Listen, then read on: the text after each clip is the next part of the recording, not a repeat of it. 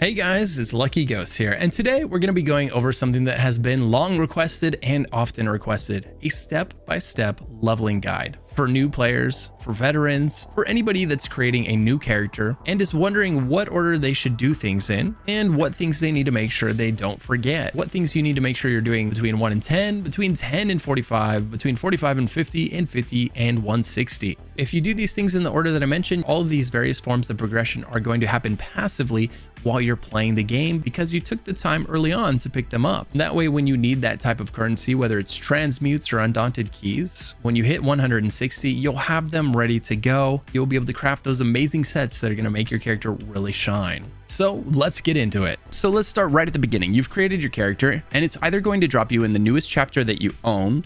In my case, I own Blackwood, so I'm dropped off here in Blackwood. However, if you don't own Blackwood, or if you choose to go through the tutorial, it's going to end up dumping you into a room full of portals, at which point you'll be able to choose which zone you want to start in by clicking on the portal associated with that zone, whether you want to go to Somerset or Morrowind or even Western Skyrim. It's going to let you choose, but I'm going to propose something even a little bit different still. Rather than going straight to one of these zones and doing that zone story, let's do something else first. Actually, a few something else's that are going to be really beneficial to have unlocked. But before I get into that, let me just briefly touch on how zone stories work in Elder Scrolls Online. In Elder Scrolls Online, there's a main story quest. And then on top of that, there's a zone story quest for every single zone in the game. Each one of these zones that I'm hovering over has its own compartmentalized story associated with it. You can go there at any time and run through the story and experience the lore associated with that zone. And the order that you do them in isn't terribly important. However, there are some benefits to doing them in order, or at least in the order that they were released, because you do meet characters on the beginner islands that transition into some of the faction zones that will later even end up in some of the expansion DLC content. And if you met them early on, they're going to be more meaningful when you bump into them later. You're going to have that relationship, and you might even have some extra dialogue options. These dialogue options aren't going to result in better rewards or even loot that you wouldn't have otherwise got. They're purely just different ways of handling the same conversation. They might reminisce on your past experiences together, or it might be a little easier to get them to trust you because you've done something together in a past zone. Now, with what I'm about to tell you, you can either do these zones out of order or in order. That's completely independent of what I'm about to tell you. And I'll give you a link to doing the zones in order. It'll show you which zone you should start in and which zone you should go from there and from there and from there. It's a nice little guide for those that are interested in soaking up the lore one zone at a time in the order that it was intended. For this guide though, we're going to start even a step before that. Before you start questing and before you start doing zone stories, let's back up 1 second. All right, so you've created your character. You're dropped into the world. You're going to very quickly get 3 skill points. You're going to want to put 1 point in each skill line. Every class has 3 skill lines. Go ahead and put 1 point into the first skill of each line and then put those on your front bar, which is going to be your only bar until you're level 15. Later on, you'll unlock a second bar. We won't get into that much right now. I'll put more in-depth links into building your character in the guide below. That's a separate video from what we're talking about here. The important thing to know is you want to leave at least 1 skill from each of these lines on your bar until that skill line reaches level 50. In other words, until that skill line is maxed out. These skill lines are only going to level if you have a skill on the bar from that line. So siphoning will only level if I have one of these 5 skills on the bar. It doesn't have to be the first skill. If you unlock another skill later on that's more interesting to you, you can take this one off and then you can put this one on instead. It's no different. But for now, these are the only 3 we have unlocked. So these are the 3 we're going to put on our bar. We're also going to unlock a weapon skill line. Weapons will level up as long as you have them equipped while you're killing things. You can open up your adventurer's box and you can grab the staff if you want to level up a mage, or you can leave the 2-hander equipped if you have that equipped. I want this character to be a mag tune and I want to use magica abilities. So I want my staff out and I want to unlock that line. In order to unlock the staff skill line, I just need to kill something with my staff out. As you can see, I killed one thing with the 2-hander. So I unlocked the 2-hander line, but I want to be a mage on this character. So I'm going to go kill a wolf here real quick with the staff out.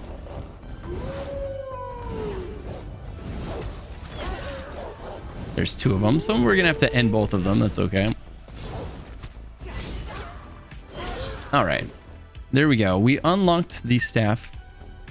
We actually leveled up a couple abilities as well. Now we have the staff here because we killed something with a staff equipped. That's all you have to do to unlock a skill line, whether it's armor. If you want to unlock an armor skill line, you have to wear 3 pieces of that weight of armor. So if you want to wear medium on a stamina tune, you got to wear 3 pieces of medium to unlock that line.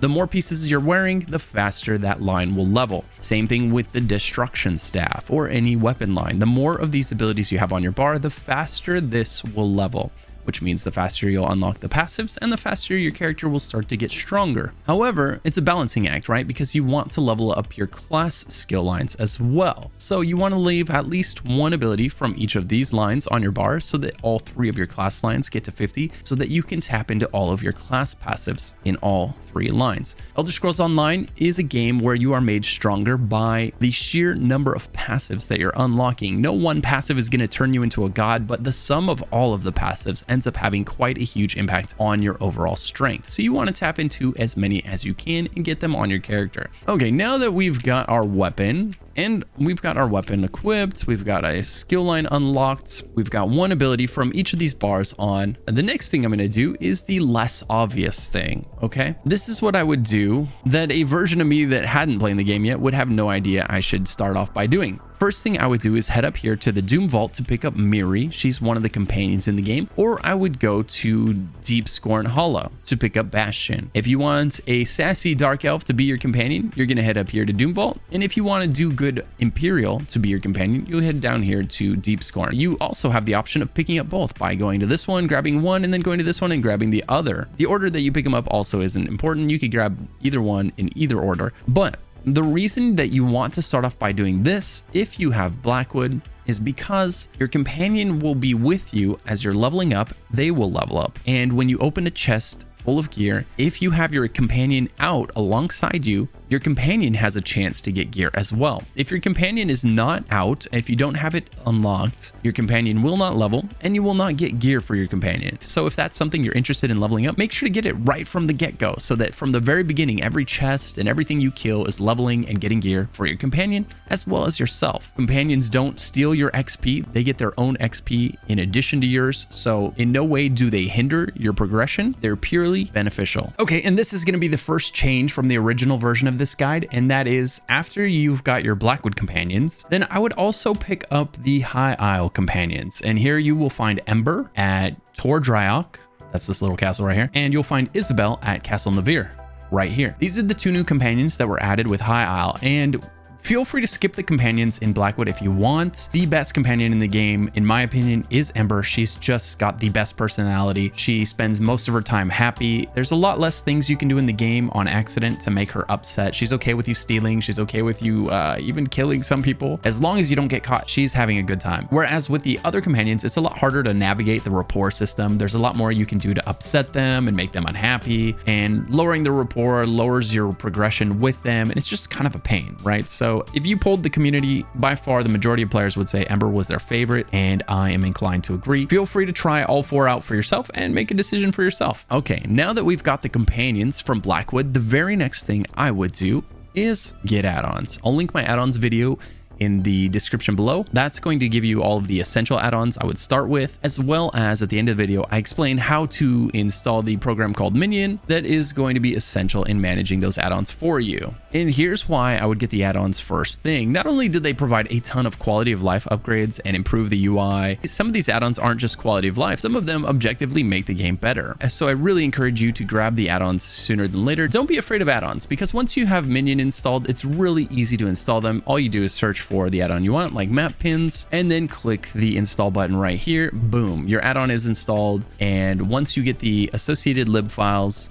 it'll be up and running. I have a complete install guide. I'll link that in the description below so that you don't have to go searching for it. Just know that grabbing your add-ons is one of the first things that you should do. And I'll explain why real quick right now. Add-ons aren't required. However, they do add a lot of quality of life that, if you value your time, will be really important to you. This map is littered with sky shards. Every 3 sky shards you collect is going to give you 1 skill point. So you're going to be running around questing, and you will very frequently run right by a sky shard and not know it, missing the opportunity to collect it. And then later on, you're going to come back and look for them, or you're going to look it up online, probably on a website, or you're finally going to cave and get the add-on so that you can find them. If you have the add-on installed, however, while you're playing the game, you'll notice, oh look, I'm literally standing on the sky shard. Now, you spawned right here if you started in Blackwood, and there's no way you would have known that this sky shard was up here, and you probably would have missed it, and you would have been running around, and you would have had to backtrack here, you know, waste a bunch of time coming back to the spot you've already been to grab the sky shard that was kind of just tucked right there. There it is. If we run up this hill, we'll go grab it, right? And so this add-on is very handy. It's going to let you know when you're near something important like that, so you can pick it up while you're there, as opposed to having to make another journey back to that location to grab it. This is just one example of how incredibly useful add-ons can be. The same is said for lore books, which are essential for leveling up your Mages Guild line. We can turn that on, and anytime we're near a lore book, which are even harder to notice, we can pick them up. Otherwise, you'll be running back, spending a lot of time running over areas you've already been to grab something that you already stood next to and just didn't see. So if you're on PC, definitely consider getting add-ons first thing, okay? Before the next step, let me take 1 second to tell you about the sponsor of today's video, another amazing MMO, Guild Wars 2. Guild Wars 2 is one of the highest rated MMOs of all time and has just launched on Steam for the first time. Their latest expansion, End of Dragons, is out now with loads of new content. Don't worry, you can play the core game for free, which includes over 200 hours of gameplay. Jump in and create a character using their robust character creator, and don't worry about feeling overwhelmed. Guild Wars 2 has an incredibly welcoming community and a great new player guide to help get you started if you have any questions. Guild Wars 2 is not a grindy MMO, it's much more about the journey, the story, and the exploration. And speaking of exploration, just wait until you get on one of Guild Wars 2's amazing mounts. I guarantee you've never ridden anything like them. Check out the link in the description to get an XP boost pack and a mini pet for your new Guild Wars 2 character. Thanks for listening. Let's get back to the video. Okay, so now that you've got your companion of choice from Blackwood, the next thing I'm going to say to do is head to Western Skyrim. So you're going to teleport to the Solitude Docks Way Shrine right here. It's the only one you're going to have unlocked right now. So head over to the nearest Way Shrine. After you grab your companion, right click on the map to zoom out, then click on Western Skyrim and click on the Way Shrine over there. Now that you're in Skyrim with your companion, let's go ahead and run up into the town of Solitude. You're just going to follow, you're going to spawn here, you're going to follow this path and run up into town. All right, once you get into the town of Solitude, go ahead and grab this Way Shrine on your way over here to the Antiquarian Circle. This is what we came here for. This is going to unlock the Antiquities Guild, which is going to allow us to scry and excavate things such as treasure, which we're going to be able to sell for a lot of gold, or mythic items, which we're going to be able to equip and make our character a lot stronger, or even furniture for our house. So we unlocked the Way Shrine by walking close to it, and then we run over here to the Antiquarian Guild, which will be behind this door right here. We look at the door, it says Antiquarian Circle. We come inside, and this lady right here, Verita Numita, is going to give us the guild. She's going to give you a little mini quest to do that basically is just a tutorial on how to use this sucker right here, the Antiquarian's Eye. I have a guide on how to do scrying and excavating. I'll link that in the description below as well in case you don't know how to do this. But essentially, once you pick it up and you talk to her again, the skill line has now been unlocked. She's going to send you downstairs to go scry your very first antiquity. This lady is going to explain she needs your help. You're going to open up your scry menu by pressing J if you're on PC, or clicking this little book right here if you're on console. And we're going to do Gabriel's Bottle of Proving, which is going to teach us how to scry and excavate. I'll link the in-depth guide in the description below. This is a very simplified version. This is the tutorial. They're going to get a lot harder than this, but basically what you want to do is connect this one here that's touching this foci, as they call it, and you want to get from here to here by filling in these squares. So you're just going to touch them, fill it up, boom, scrying foci. We did it. Now, if you successfully scry it, it's going to reveal the location on your map. See the blue circle there? That means that we need to go here and excavate. So that's just outside the door conveniently for this little tutorial.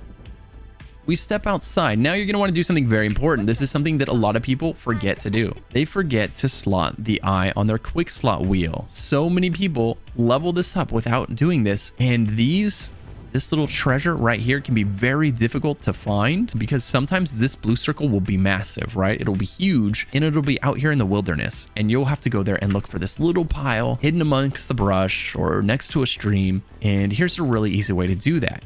Open up your inventory, go to your quick slot menu, click on tools, and the eye is there. You're going to drag this onto your wheel.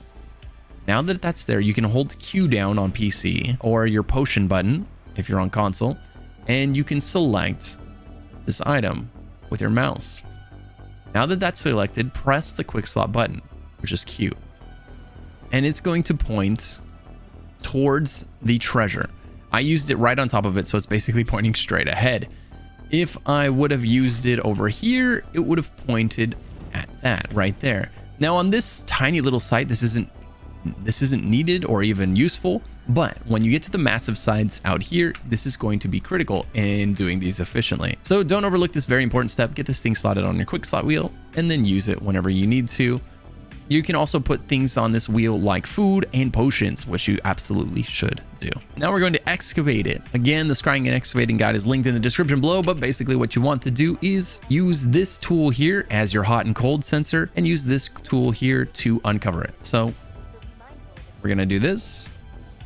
All right, this says it's far away from this side and it's closer to this side, which means it's probably like right here. And there it is, right? Because these are orange, these are yellow. So we knew going this direction, we're getting closer. If these would have been orange, the bottom three, the right two, and the bottom one right here, you would have known it was up here in the left, right? You kind of just use like the hot and cold, right? So if you go from here, you're getting warmer and it's over here somewhere. Now we know where it's at. We have 4 of these left, so we can pinpoint the location a little more. Okay, so we know it's like, it's roughly a rectangle in this area right here. More often than not, it's going to be a rectangle of some sort, either going left to right or top to bottom. Sometimes for higher level scries, it will go diagonally. Now we're going to use the brush. You have this little brush right here.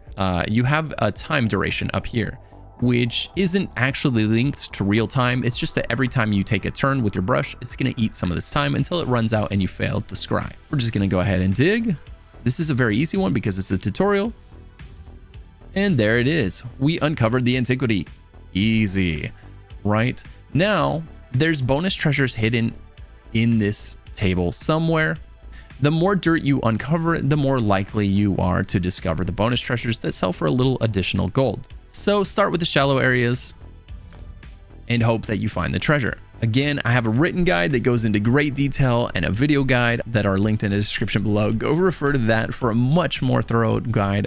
This one is going to be more topical just to kind of keep this going along so we can move on to the next topic. But once you get into scrying and excavating, check out those guides. They're going to be essential for maximizing your gains on these systems. All right, we'll turn in the quests. Okay, now we've got our companion from Blackwood. We've got scrying and excavating from the Skyrim expansion. The next one that I would consider getting is the Sigil Guild for a couple of reasons. One, if you're a magic attune, if you're going to be a mage, it's got some really nice skills that are very powerful and very useful to have on magic attunes. Now, if you're not a magic attune, it's still useful to get at least level 1 of the Sigil Guild because that's going to unlock the Sigil Troves, which are these loot bundles that you can only see if you have level 1 Sigil Guild unlocked. You will not be able to see these until you unlock it. They're one of the most lucrative nodes in the game that you can open up. To unlock the Sigil Guild, what you're going to do is zoom out on the map and we're going to look at Somerset, and we would click on the Shimmering Way Shrine and travel there. Once you land at the Shimmering Way Shrine, the quest basically presents itself to you. This guy right here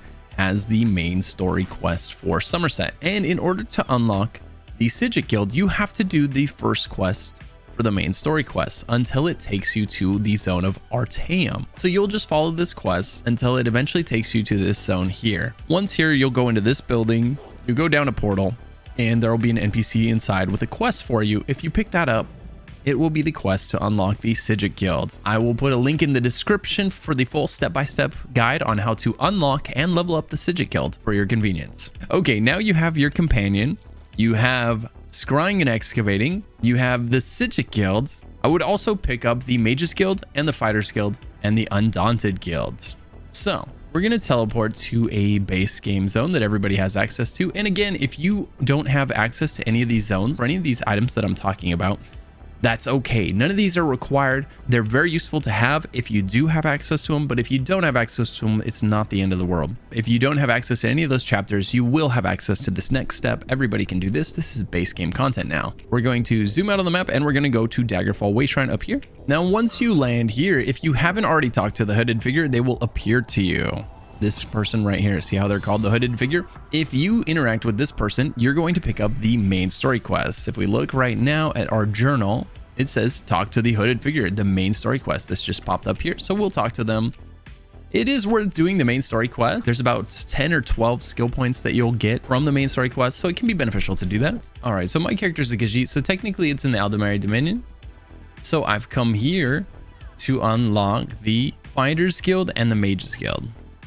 Okay, so we're going to head into the Fighters Guild, and inside you'll be able to find your Fighters Guild representative. Go ahead and talk to him. He's going to tell you about the guild. You can spam through it if you'd like, or listen to the lore. And at the end of it, he's going to give you the Fighters Guild skill line. So now that you've gone to the Mages Guild, grab that skill line and come here to the Fighters Guild and grab that skill line, you will have both the Fighters Guild and the Mages Guild unlocked.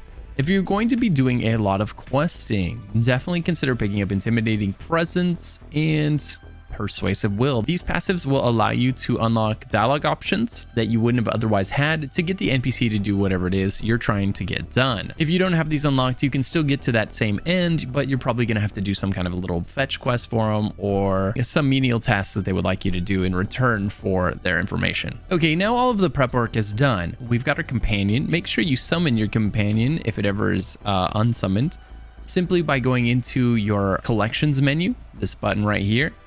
Go to companions and then summon the companion that you would like to have out. Make sure they're out with you at all times. Remember, they don't level up and they don't get gear unless you have them out while you're doing your adventuring. So now you've got your companion out, you've got your skill lines unlocked, you've got antiquities unlocked. So now when you find leads, you'll be able to actually dig them out of the ground. Scrying and excavating are going to eat a ton of your skill points. Early on, you're going to be very skill point starved. Feel free to run out and collect sky shards around the maps. You can go to one map, you can go to multiple maps, exploring and grabbing sky shards. Every 3 of these sky shards that you grab is going to give you an additional skill point, as well as doing the main story that you picked up. That's going to give you 10 to 12 if you want to work your way through that. But right now is the time at which you kind of get to choose the path that you take in this game, what you want to focus on, right? You've unlocked your scrying and excavating. You've got all your guilds, so these can level up now. When you find lore books, this will level up. Whenever you destroy a Dark Anchor or kill Daedra, your Fighters Guild is going to passively level up. When you get to the point where you're doing dungeons at level 10, we're going to get into that next.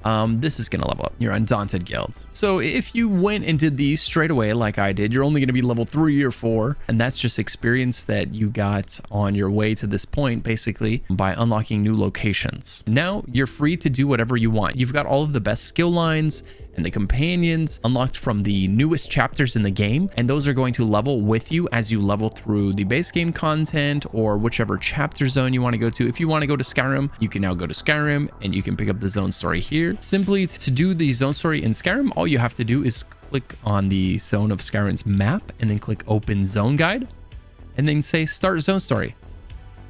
And the map is going to zoom in and it's going to show you where you would go to pick up the zone story. So you'd go back to this Solitude Docks Wayshrine that we went to earlier, and you'd pick up the quest from the guy right here. It's on your map marked there so you can get that started. And from here, or whichever zone you decide to go to, you'll follow that quest throughout the map. You'll pick up side quests and do whatever you want to do, whatever's fun to you. Honestly, there is no right or wrong way to play this game. You've got all of the essentials already. We went and picked them up right off the bat so that you can't miss any of them. So go forth and have fun. Okay, now fast forward to level 10. You hit level 10. What should you do now? The first thing you should do when you hit level 10 is queue up for a dungeon. I'm going to switch characters now to a character that has dungeon unlocked. All right, now we're on my higher level character. This is my main, and we're well over level 10, right? So we have access to the things that you would start doing at level 10, one of which would be to open up the group menu here by pressing P on your keyboard or navigate to it if you're on console and choose Dungeon Finder. Under this, you'll see Random Normal Dungeon here. and it's going to tell you your reward. Premium Undaunted Exploration Supplies. This is going to give you things like transmute crystals. Those are essential for the progression of your account and for crafting gear. And after this guide's over, while you're playing through the game, I highly suggest maybe listening to my complete beginner guide in the background.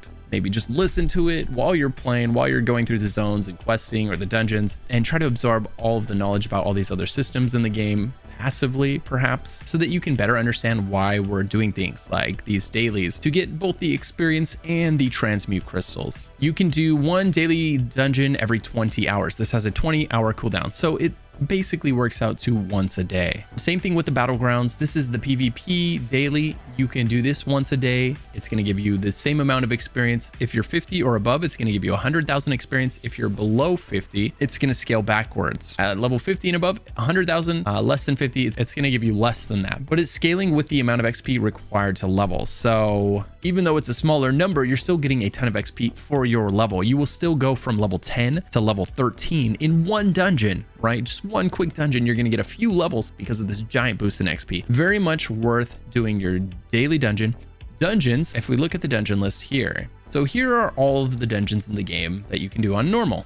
There's 32 or 34 dungeons in the game. You can get 1 skill point from each dungeon. So that's 34 skill points you can unlock by doing each dungeon one time. There's a quest in every single one of these dungeons. You can do the quest one time, and when you turn in the quest at the end of the dungeon, it gives you a skill point and another boost of XP. So doing a dungeon for the first time is very productive for both your skill point gains, but also your XP gains. Also, dungeons are one of the best ways to just get tons and tons of gear rained down onto your account. Now, the gear that you get as you're leveling up is all going to be hot garbage, right? It's low level. Nobody wants it. I promise you, there's very few exceptions to that. There are a few pieces of valuable gear. None of that is going to come from dungeons. So any gear that you find in these dungeons, you're going to do one of two things with it as you're leveling up. You're either going to equip it if you don't have any gear in that slot already, or you're going to take it to a bench, a crafting bench, and you're going to deconstruct it. Crafting benches exist all over the game. You'll look for a symbol like this in one of the zones, and it's going to say alchemy station, blacksmithing station, clothing station, cooking fire, enchanting table, right? You'll be able to go to those crafting stations, the woodworking, the blacksmithing, and the clothing station. And you'll be able to deconstruct the gear you get from the dungeons, from the delves, from the overland content that you do. Basically, that is how you level up those benches. You take the things that you find to those benches and you deconstruct it. Don't feel bad about deconstructing gear. It's giving you materials that you're going to use to craft and upgrade good gear later on. So these materials aren't for nothing. You're going to use these later, and it's leveling up your crafting benches, right? So a lot of good comes from running these dungeons. You're getting gear rained on you that you deconstruct. That's going to level up your crafting benches. You're getting transmutes that you use to craft gear later in the reward cache for doing your daily. You get tons of experience. You become a better player because you learn how to play through dungeons and play through group content, and you get the bonus XP for doing it once a day. You can run as many dungeons as you want in a day, but you only get the random normal bonus when you queue up for random normal the first time you do it that day. It is useful to do specific dungeons. Just know that when you do a specific dungeon, you won't get this XP boost. So don't do a specific dungeon until you've done the daily random. Then you can queue up for a specific dungeon. Maybe look for one that you've never done before so that you can get the skill point and the Undaunted experience, which brings us to the Undaunted Guild. Now that you're level 10 and you're entering dungeons, you're going to begin earning achievements inside of those dungeons. Achievements in dungeons are how you level up the Undaunted Guild, or at least it's part of how you level up the Undaunted Guild. Running through a dungeon, completing the dungeon, killing a certain number of mobs in that type of dungeon, right? There's all these little achievements, and the Undaunted Guild will slowly but surely level each time you earn one of those achievements. This is important because these Undaunted passives are pretty much essential for every single build in this game. So you want to level the Undaunted Guild, you want to run these dungeons, and you want to get those achievements. One other very important thing happens at level 10. You unlock a mount. Now your character can zoom around on a mount. Well, he's not going to be doing a lot of zooming just yet. When you first get your mount, he's very slow. One of the things you need to do is go to the Stable Master. If we hover over this icon here, you see the little horse and it says Stable Master next to it. Or if you are in a different town and you look at the map in town, let's look at, for instance, Vivek, you'll see a horse on the map and it says Stable Master, and you just go talk to the Stable Master. All right, so let's go talk to the Stable Master so you see what that looks like. All right, you talk to him, open up the menu, You've got 3 options. You're always going to choose speed first. This is very important. There's only about 2 things you're going to spend gold on as you level up. This is one, and I'll get into the other one next. But when you're leveling up, so this is another thing you can do once a day. Come here and you can upgrade your mount speed. Typically, people will follow that up with carry capacity. This is going to increase your inventory size, and then finally they'll get stamina. There's an argument to be made for getting stamina before carry capacity if you plan on spending all of your time in Cyrodiil, because this will make it harder to knock you off your mounts in that PvP zone. But really, all you need to know is at level 10, you unlock your mounts, and all you have to do to get on it is press H if you're on PC. I'm not sure what the mount button is on console, and that'll pull your mount out. And once you have a mount equipped, it should automatically equip. If it doesn't for some reason, you can go into your menu, your collections menu, and then click on your mounts, and you will have the sorrel horse unlocked. This is the first mount you get. It's nice, basic mount, exactly kind of what you would expect to start with. Nothing flashy, you know, a standard horse. And then down the road, you can unlock or purchase much fancier ones if you're inclined to do so, or not. It's up to you. The important thing is that you come here once a day and you upgrade that mount, get the mount speed up so that it doesn't feel so slow every time you get on the mount. The other thing you should spend gold on while you're leveling is upgrading your bags. Right now, my character can hold 210 items at once. 140 of that is from upgrading my bags. You start out being able to hold 60 items, which you're gonna realize fills up really fast. When you're running dungeons, when you're collecting things in the game, you will fill up that 60 item bag really fast. So it's very important to upgrade those bags as soon as possible. Basically, all your gold at the beginning is gonna go to upgrading your bags. This is the most worthwhile thing that you will spend your gold on ever, right? So don't feel bad, don't feel sad that, oh man, all my gold's going to my bags. This is something you will use for the rest of your character's career. It's not a waste of money. You need to do it, and you might as well do it right at the beginning. So look for the pack merchant in the zone of your choice. If you hover over these symbols in your zone, you'll find one that says pack merchant. In Blackwood, it's right here. You can see there it says pack merchant Yaxi Tulm. So if you come over to him, you'll be able to open up this menu and he'll say, hey, I need a couple thousand gold and I'll increase the size of your bag. Initially, your bag will be able to hold 60 items. Once you upgrade it, it'll be able to hold 10 more, and you can upgrade it 10 slots at a time, all the way until it can hold 140 slots. So you can get up to 140 slots by upgrading your bag here at the pack merchant. Then you can add another 60 slots to that at the stable master by upgrading your mount. And then there's 10 additional slots that you can purchase in the crown store by purchasing a specific type of pet. If you're interested in doing that, the pets are the bristleneck warboar and the mournhold pack rat. These will add 5 slots each to your entire account. So every one of your characters will get an additional 5 slots of inventory for each one that you have. This is by no means required or even necessary, but if you've got the extra crowns lying around and your inventory space is already full, these can be nice to have. And remember, there's a pack merchant in every major town. Just look for the symbol that has a pack merchant on it and go find him. Okay, so those are the first 2 things you should do at level 10. Now there's one more incredibly important thing to do at level 10. And that is go to Cyrodiil. Now, PvEers, hear me out. There's not going to be any PvP involved in this quest. You're just going to go to Cyrodiil and you're going to do the zone story. It's a PvE quest, and we're only going to do the first phase of it. And that's going to get us to Alliance level 3. So we'll have Assault 3, which will unlock this passive right here, Continuous Attack. And if you're a stamina toon, it's also going to unlock Vigor at Alliance level 1, which is essential for any stamina toon in this game. This is the single best self-heal for stamina toons presently in Elder Scrolls Online. You get that at Assault level 1, and you get Continuous Attack at level 3. Continuous Attack adds a flat 30% increase to your move speed when you're on your mount when you put 1 skill point into it. Every single character in this game should have this passive. That is a massive increase in your speed. Trust me, the second you put the point in this passive and you get on your mount, you'll be praising the heavens, thanking the gods that you listened to Lucky and went and got this one right away. It's going to make you move so much faster, get everything done so much faster in this game. So to get there, all you're going to do is open up the Alliance menu. That's pressing L on the keyboard. Then you're going to look for any low pop campaign in Cyrodiil. We don't want to go to one where there's a lock, right? If we can help it, because that means you're going to have to wait to get in there. Whereas if you pick one that's more or less empty, right, it's going to put you in there right away. So let's click on one and go in.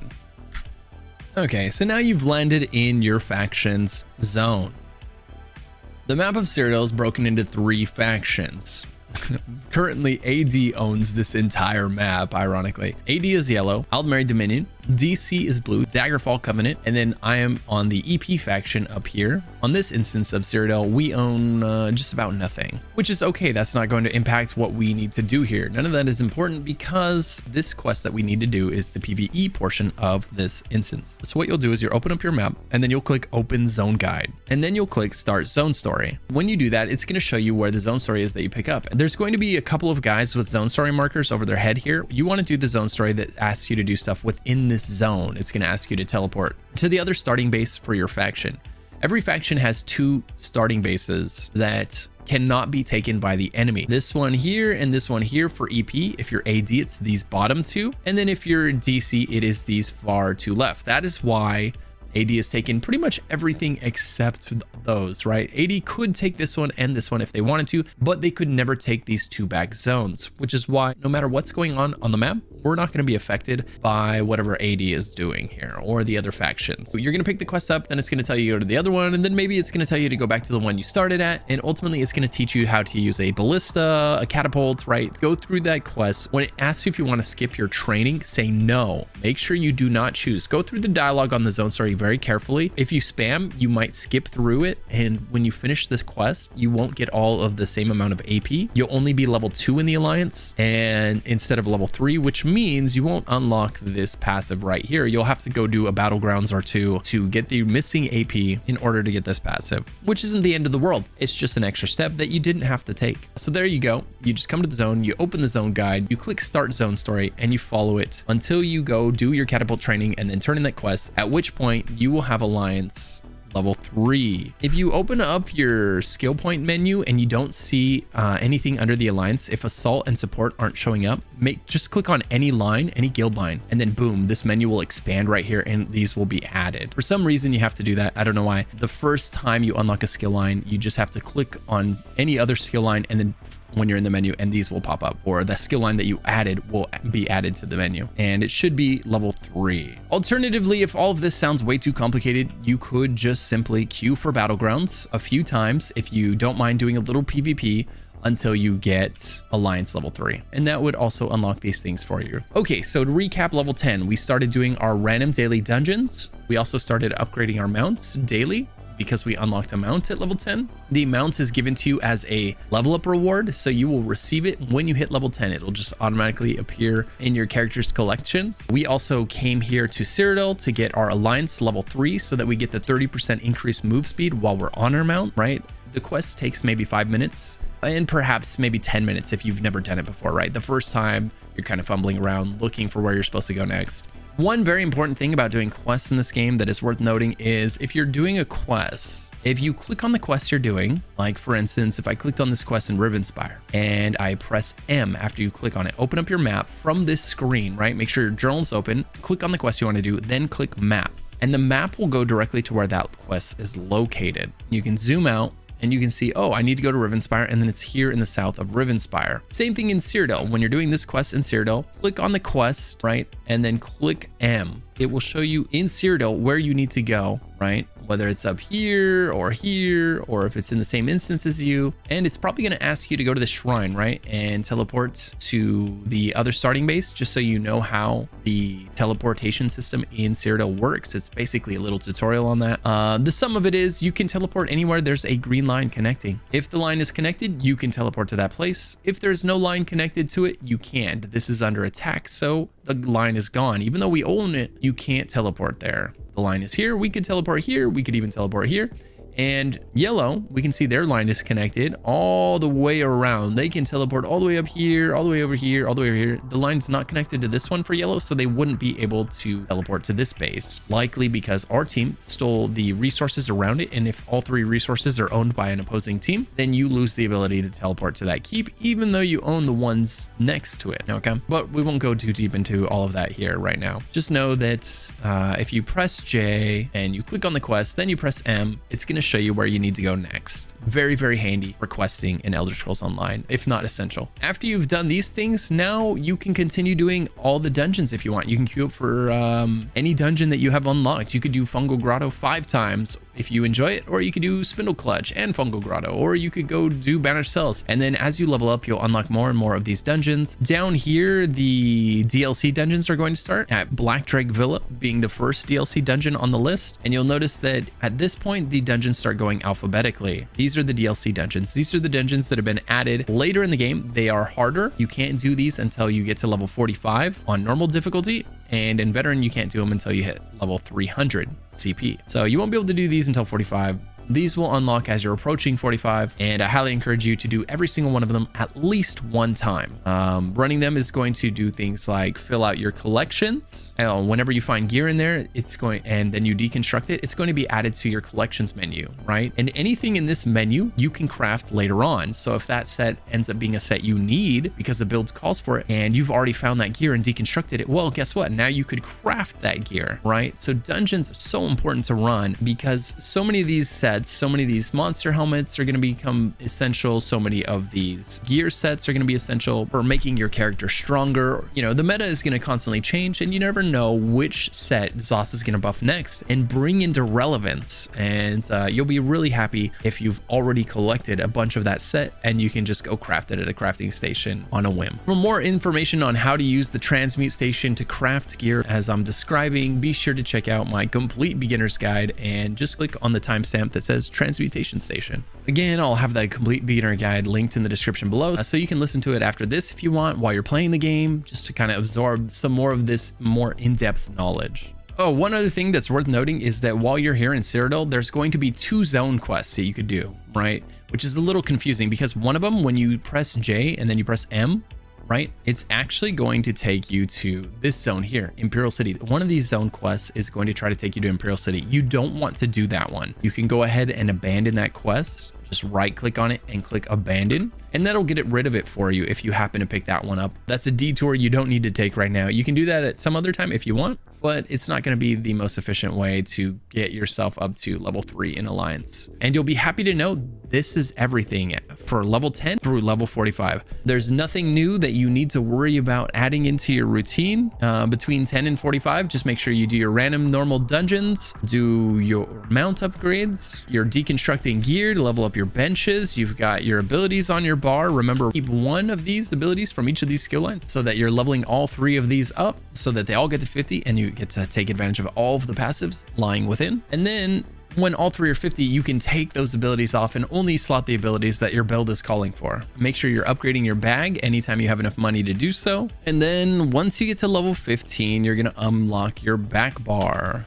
You can see here, I can switch between my front bar and my back bar. The important thing to know is at level 15, you will unlock that back bar, which means in your inventory, you'll need to put a weapon back there. Until you get an arena weapon, you're gonna wear whatever set you're wearing on the front bar. So if your front bar weapon is Medusa, your back bar weapon will be Medusa as well. If your front bar weapon is Julianos, your back bar weapon will be Julianos. And then when you get your Maelstrom staff or your Maelstrom bow or your BRP daggers, right, you'll put those back here later on. But that's way down the road. That's probably CP 160 plus before you need to worry about that. And that's going to be everything that you need to worry about until level 45. At level 45, you need to make sure you have finished that Undaunted quest you picked up at level 10. Remember that quest? It said go into Spindle Clutch, or if you picked it up in a different zone, it might have said go to Fungal Grotto or something else, right? You need to make sure you went and you did that quest and you turned it in, because that's going to allow you to do pledges. You're going to want to do pledges every day starting at level 45. In order to do pledges, you will want to go to your faction zones. That would be either Stormhaven,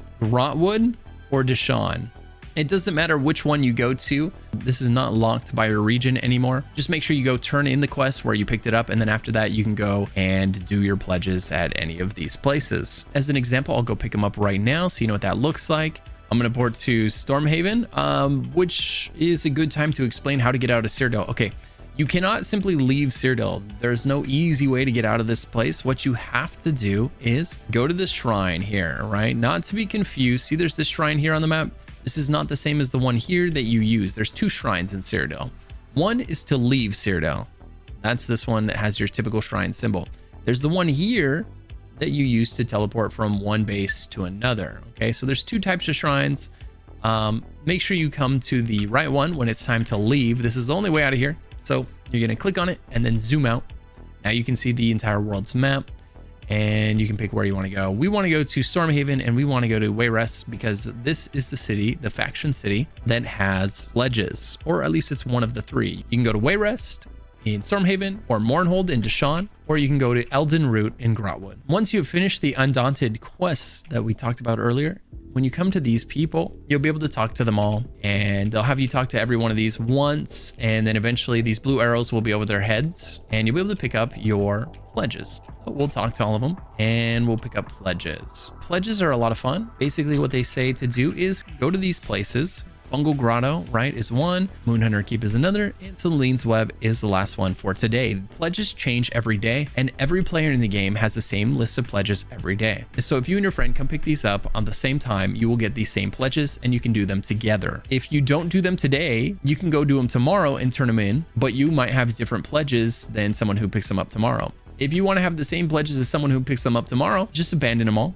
Just right click, abandon, and then pick them up again tomorrow. And now you'll have the same pledges as the person you want to run pledges with. But let's talk about why we're doing pledges. There's two very important things that you get from doing pledges. One is it's going to level up your Undaunted guild. Every pledge that you do is going to give you 25 points when you turn it in towards leveling up your Undaunted guild. So this is a great way to expedite the leveling of the Undaunted guild. So grab a friend, or you can just queue up for it randomly with a pug group by clicking on the dungeon you want to do. Fungal Grotto was one of them. One of my add-ons tells me what the dailies are.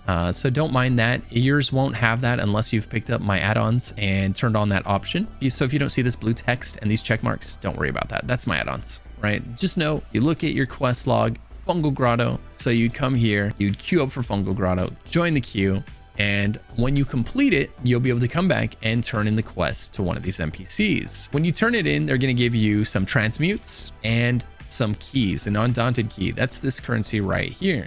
Undaunted keys. I have 29 of them, and these are very important because almost every build in the game is going to take advantage of monster sets, right? Monster sets are two-piece sets that are insanely powerful. They're powerful for two reasons. One, they have some of the strongest one-piece bonuses in the game.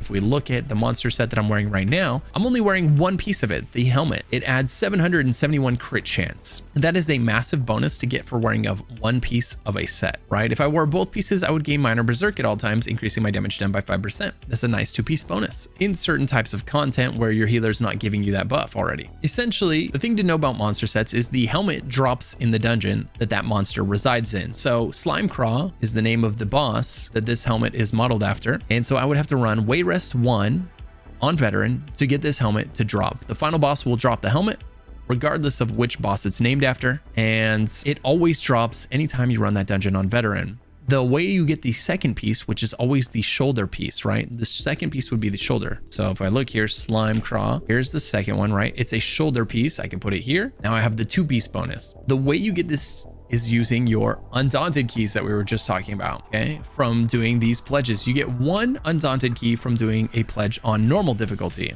right? But if you queue for that same pledge on Veteran difficulty, you activate the hard mode fight on the final boss, you will now get 2 keys. But don't worry about doing pledges on Veteran until you're after 160 and you have your 5-piece sets on, okay? Don't go into Veteran until you're 160. It's a waste of your time. Probably won't even have 5-piece sets on unless someone crafted you some gear. And even still, without any champion points, I mean, there's not really any reason to be here ahead of schedule. The game will allow you to start queuing up for Veteran content at 50, but trust me, it's not worth it.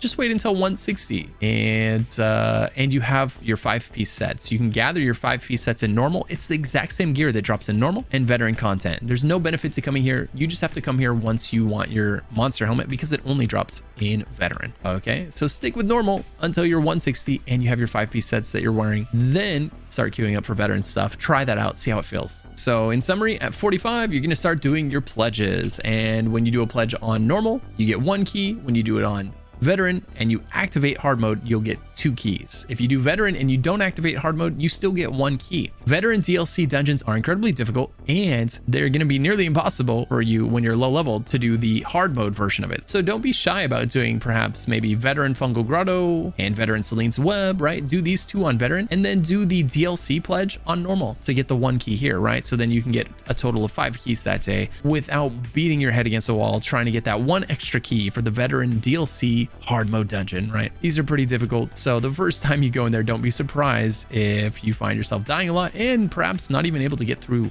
the dungeon. All right, now you started doing that at 45. Now you're level 50 and the champion points are introduced to the game. The champion points start raining in on you, right? My character is CP level, champion point level 1,537. You can get up to a total of 3,600 champion points. Now, I know that number sounds massive. It is. And it's going to take a long time for the average person to get that many points. I've been playing this game nonstop for over 2 years, and I've only got 1,500. Granted, they did just make it a lot easier. The cap used to be 810. Now it's 3,600. And so when they changed that, they also made it way easier to get champion points, which is helping newer players catch up faster. It's great for new players. At this point, the champion point menu is perhaps the most confusing part of this game for new players. They open it up, they look at all the nodes, and they read them, and their eyes kind of glaze over like, which one do I want? Do I want to increase my critical damage, or do I want to increase my critical damage when I'm standing behind the enemy, or do I want to do more damage with my dots, right? You can guess.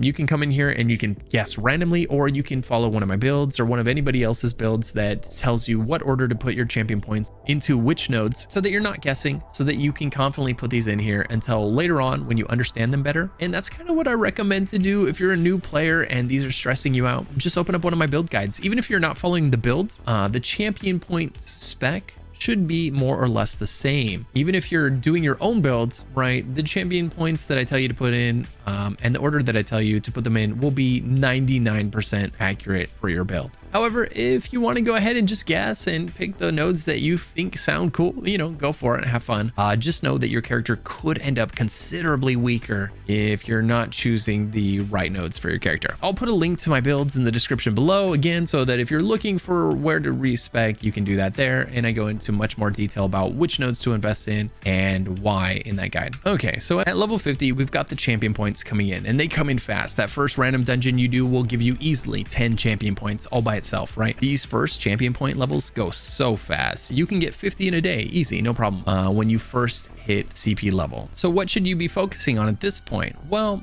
I would focus on getting to CP 160, because at 160, you've hit max gear level. If I look at my gear, you'll notice all of my gear is CP 160. Even though I'm CP 1,537, my gear is level 160. That is the highest level gear goes in this game, and that is very unlikely to change unless ZOS completely reworks the gear system. It has been 160 for a very long time, and they're definitely never going to increase it. The only thing they might do is change the way that the system works completely, like a complete overhaul. But for now, 160 is the max. So when you get to 160, it's time to start grabbing your gear or crafting it if you've already found it. You know, if you found it at like level 15, now you need to craft yourself a CP 160 version of that gear at the transmute station and get yourself 5 pieces of gear, right? You want to have at least 2 5-piece sets on, maybe a mythic item or a 2-piece set instead, and an arena weapon on the back bar. This is a pretty typical setup, right? 2 5-piece sets, usually 1 5-piece set is on the jewelry and the front bar, another 5-piece set is on the body, and then the head and the shoulder will be the monster set. I'm only wearing a 1-piece monster set because I'm wearing a mythic item. This is one of those items you can dig out of the ground because of the antiquity system you picked up earlier, and they are the most powerful 1-piece items in the game, but you can only wear 1 at a time, and they're oftentimes very niche. Like this one that I'm wearing right now, it's only effective if nothing is attacking me, so I would never wear this while soloing. But in a dungeon where my tank has control of the boss and all of the ads, I can probably get away with wearing this for increased damage for my character. And while you're working your way to 160 to get that gear, you want to be leveling up your guilds. All of the guilds you join. The Fighters Guild, if you're a stamina toon, you should level this up. The Mages Guild, you should be leveling up if you're a magic attuned, so that's collecting lore books. You should be leveling up the Undaunted Guild by doing dungeons and pledges, no matter what type of character you are, right? So level up these guilds. You can hover over this bar up at the top, and that tells you how to level the guild if you ever forget. So make sure you're leveling your guilds, make sure you're leveling your weapon line, make sure you're leveling your class lines, right? And this is what you're doing on your way to 160, so that when you hit 160, you can focus on your gear. Make sure you're grabbing tons of sky shards, make sure you're grabbing lots of skill points in all the various ways you can grab skill points in the game. And if you've done that, by the time you hit 160, the second you get those 5-piece sets on, your character is going to be devastatingly strong, right? It will be so much stronger, and the 5-piece sets you put on will be so much more powerful if you have your passives unlocked, if you've grabbed your skill points on the way, if you've leveled up these guilds on the way. That's all really going to pay off. And at 160, you're really going to start to become a force to be reckoned with. So at 160, you get that gear. And if you're interested in group content, it really opens up for you now. You can start queuing up for veteran dungeons and getting the veteran dungeon achievements. You can start doing veteran pledges. You can start doing all of the trials in the game. Aetherian Archives, Hellraw Citadel, Sanctum Ophidia, Mott, Florcage, Halls of Fabrication, Asylum Sanctorum, Cloud Rest, Sunspire, Kynes Aegis, and even the new one, Rockcrow. There's tons of trials in this game. They're all incredibly fun. There's tons of gear in there, and some of that gear is best in slot gear for a ton of different builds. If you're following a build guide, it's likely that at some point it's going to ask you to go into one of these trials and collect some of that gear. So consider jumping into these trials at CP 160. I will put a link in the description below on how to get into trials and when. I have an entire YouTube video dedicated to that topic alone. Once you get to CP 300, you will unlock the veteran DLC dungeons. You can start queuing up for these in the dungeon finder now that you're CP 300, and inside of these dungeons are some really fun things. You've got skins and personalities, you've got dyes, there's tons of really awesome cosmetics tucked into these dungeons for getting various achievements, such as simply clearing the dungeon on veteran will give you a skin sometimes, or getting the hard mode, the no death, and the speed run achievements will give you a personality or sometimes a skin, right? These are really fun, and there's really awesome cosmetics in here. I can't recommend it enough to start trying to get them once you hit CP 300. And again, I'll put the guides on how to get those skins and those personalities in the description below, so that you know which ones are the easiest to get, which ones are the hardest to get. And I guarantee you there's some that you can get right now that you don't even need to be CP 300 to get. You just have to teleport into a certain zone and you'll unlock a personality. So I'll link that in the description below. From 300 on, the world is really your oyster. You can start doing your veteran arenas, your veteran dungeons, your veteran trials, really anything that you feel qualified to do. And at this point, the guides have to be a lot more specific, and they have to be tailored to what you want to do. But as far as the path to CP 300 goes, these are more or less the items you absolutely don't want to miss. And we've grabbed them in an order that allows them all to kind of passively level up.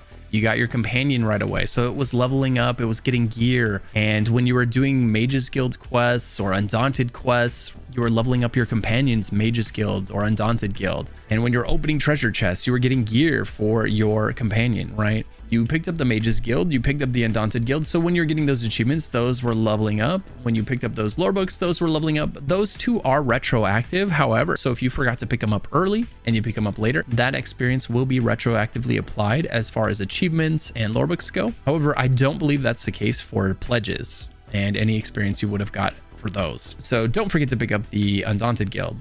As for the Fighters Guild, you need to make sure to pick that one up early because that experience is not retroactively applied if you forgot to pick it up. So pick it up right away. From there, you started your daily tasks like upgrading your mount, upgrading your bags, doing your random daily dungeons and your random daily battlegrounds, and eventually your daily pledges. There's not that many things that you have to do, and whatever you do in addition to those things each day is totally up to you. There's no right or wrong way to play Elder Scrolls Online. I can't emphasize that enough. The important thing is that you're doing the things that you find fun. Don't let anyone try to make this game so efficient for you that it takes all the fun out of the game. At that point, it's just a matter of time until you quit. So make sure to do the stuff that's fun to you. Make sure to focus on the things that you enjoy most, whether that's questing or whether it's dungeons, or if it's PvP, then get in there in PvP. Just understand that if you grab some of these things sooner than later, they'll be able to level the entire time you're doing all the stuff that you find fun. And that's all there is for this video, guys. I hope you found this video useful. If you did, please consider liking and subscribing so that you can get alerted to more of my ESO content. And if you ever want to hang out with someone else who loves ESO, swing by my stream over at twitch.tv/luckyghost. I'll put links to that in the description below as well. And finally, I'd like to thank my YouTube members for supporting the channel by becoming members. To find out how to become a member of this channel and what the perks are, click the join button below. As always, I hope you have a fantastic day, night, or evening wherever you might be, and I hope to see you in the next video.